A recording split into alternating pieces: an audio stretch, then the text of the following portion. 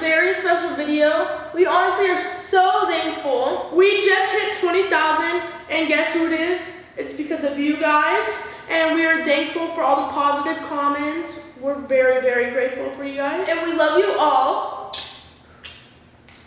Are you guys missing our story time? I bet you guys are. So today we actually are going to do a special story time. It's not like your normal story time that we do. It's a little depressing. Please wait till the end of the story before you guys make any judgments. So let's get started. I'm going to tell you guys a little backstory of when this took place. This took place around our sophomore year, and it was homecoming time. We were asked by two best friends that went to a different school on the other side of town to go to our homecoming. So after we got our hair, makeup, everything done, we drove to a resort that's 30 minutes away from us, and it's called Lake Las Vegas, and that's where everyone usually takes their pictures. And we all had to be at the pictures around like 6:30 or 5, something like that. And her date came late. My date shows up, but he was kind of quiet. He acted like normal in front of me, but in front of my parents he was a little uncomfortable. Describe how he is and describe who he is. Okay, I'm gonna give you a description on my date. He was a 4.0 honors student. He was so smart, and he was like really good at his sport. He was accepted to most of the D1 colleges, and he got accepted to an Ivy League, which is phenomenal. Very good. He was a very good kid. Very good student. He was shy also, but not around me, because I was his date. So my date showed up late. He seemed normal, like usual. I even talked to him. I was like, what's up? Like trying to get him comfortable and outgoing to like be comfortable around everyone. And we all took pictures with my date too. He seemed perfectly normal, like not shy at all. So we carried on to the party bus. We're all walking there, and we have about 50 people with us. And our party buses, we usually dance, we party. There's a stripper pole. Yeah, there's a lot of music. It's super loud. It's not like you're just sitting there socializing. You're dancing, you're singing, you're doing all this. So I'm looking at her date, and she's a little more quiet, just sitting there. I'm like, yeah, there's a booth, and he's sitting on top of the like booth behind me, and I'm sitting on the chair, but everyone else is dancing. As she walked away from him, I went to go over there to talk to him. So as I go over there, I see him grab something out of his jacket, and it was a flask. And I'm like, what? This kid's getting a flask out? He's a good student. I've never seen him do this. And he starts taking shots.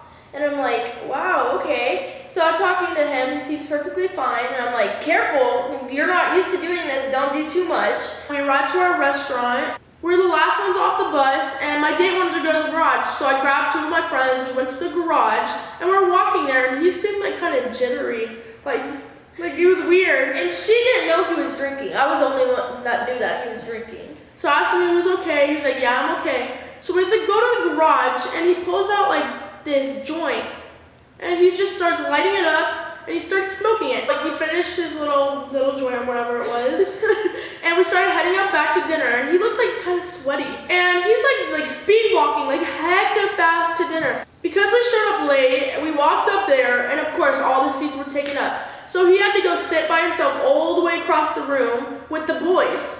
And he was next to me though. I was with my date next to the boys, so he sat next to me, kind of close. And I had to go sit next to like my group of friends, and so I was like, I'm just gonna go sit next to him. That's messed up. Like he's gonna be awkward on a date, yeah. So I pulled up my chair next to him, and he looked really hot. His face was like turning red, and I was like, "Are you okay?" Like I kept asking him, "Are you okay?" Because he looked strange. He's like, "Yeah, I'm fine." He never admitted it, and so I was like, "Eat your food." He's like, "Okay." And he goes, "I really don't feel good." Like his eyes started like going like this. He goes, "I really don't feel good." I go, "What?" He goes, and then he slammed his forehead, hit the front of the corner of the table, and he just started falling on the floor and having a seizure. Like it was so bad, it was scary. At this point, he was unconscious, and he started foaming out of his mouth, and he looked really sweaty. So I took off his suit. He was literally drenched in sweat, like he dove in the pool. Drenched. And while she is doing that, trying to help him, everyone's freaking out, does not know what to do. So as the boys carried him to the bathroom, I'm like, what the hell? Like, what did he do? I'm asking her, why is he acting like this? And she's like, I have no clue. And she was like, no, he smoked a little. And I was like, he smoked and he drank? And I didn't know that. She She goes, I didn't know he drank. And I was like, well, he's smoking drink. Maybe he's not used to this. It might be too strong for him. And I was like, that's not possible from like smoking and drinking and to be drenched in sweat and like foaming and stuff. I'm like, maybe he has a history of like seizures. And so I walk to the bathroom and I see him laying on the floor. And all he has is his boxers on and he's still unconscious, still foaming out his mouth. He's like, so I grabbed his belongings, I grabbed his phone, I put it in the corner. And I was like, I have to call one of his friends if he has a history of seizures or any of that. But I remember in the beginning of the night, he told me to like text his brother if anything happens. And I was just like, that's strange. I called him and I was like, your brother is having a seizure right now and he's foaming. Does he have any like records of him like having seizures or anything? He's like, no, not at all. So while she's calling the brother, I call my mom and I'm like, Mom, you need to get here fast. Peyton's date, he's seizuring, he's foaming out of the mouth. Like, what do I do? And she's like, call the ambulance. So I hang up and I call the ambulance. He's still unresponsive. The ambulance show up, but then the people, one of the managers walks in and is like, what the hell is going on? He calls the cops. And it's like, why do you have to call the cops? They're just gonna get us all in trouble. So everyone in our homecoming group left because they were underage drinking. So they went back to the party bus. There's about 7 people still standing there. And so we're all just like wondering what the hell is going on. We're all like tripping. And the cops are just making it 100 times worse because they're like, what happened? How old are you guys? We need a parent. We need everyone here. And I was like, they're like asking for everyone's IDs, and everyone was so scared. So they take him out on the gurney, they strap him up tight. They literally stuck the IV right into his vein right then and there, because we had to tell him that he like drank alcohol. So they just thought it was like alcohol poisoning.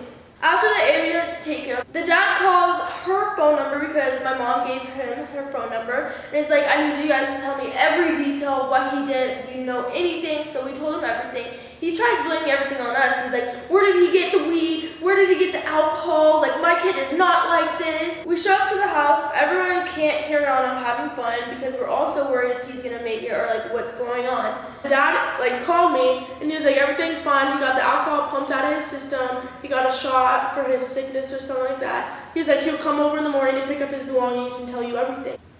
The next morning, my date called and was like, can I come over and get my belongings? I said, yeah, of course. So he comes to my house with his friend, and he still had his like wristband on from the hospital. And he looked like he had a bad hangover, like he looked dead. I was like, are you okay? He's like, yeah, I'm okay. I asked him like, what happened last night? And he didn't tell me. He was like, I'm just so sorry. You probably had a shitty night. I was like, no, it was fine. Don't even worry. I was just worried about you. And he's like, I'm so sorry. It was probably the worst homecoming ever. I was like, no, it was not at all. It was fine. Like, you're cool. I was like, literally, but what was in your system? Because not just drinking and smoking could do that to you. And he was like, all right, you can't tell anyone because it will ruin my scholarship. He was like, I found some cocaine in my system. I was like, found? You mean you took some cocaine? And he said, the reason I took cocaine is because I was so nervous to come to pictures not knowing anyone and all that. I heard it was like an outgoing drug, make me like hyper and stuff. I was like, oh my gosh, why would you take that? Like, obviously I was going to have a fun night with you no matter what. Like, you should have just told me that, like, the beginning of the night so I knew at least. And I was like, where'd you get it from? He's like, I got it from my friend's security guard. I told him how. Yeah, he's like, I was so nervous. I told him, and he was like, here, let me hook you up. I got you. So he's like, okay. So he said he took a little before pictures, but he was perfectly fine. But then at the end of the night, when Peyton left him, when he was drinking, he took a little bit more without us. He didn't, like, no one seen. So I told my date, I was like, you should have never took drugs. Like, why would you even take drugs just to be comfortable with the group? Or even take drugs in the first place at all. Like, just never take drugs, guys. Honestly, don't do it. It's not worth it, not fun or anything. Obviously, we're telling this story to give you guys a heads up, and we just want to guys let you know. Before we end this video, don't do drugs. We're gonna shout outs to some of our subscribers on our YouTube channel that comment on our videos.